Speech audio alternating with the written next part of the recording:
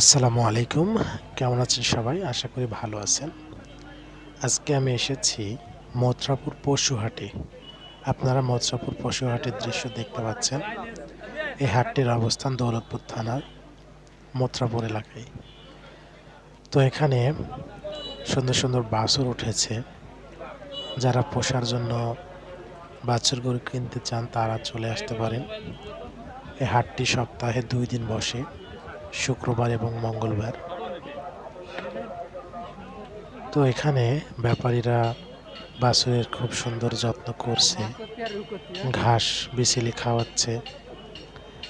এখানে পাশাপাশি ছাগলও বিক্রয় হয়, কবুতর, হাঁস, মুরগি সবকিছুই এখানে বিক্রয় হয়।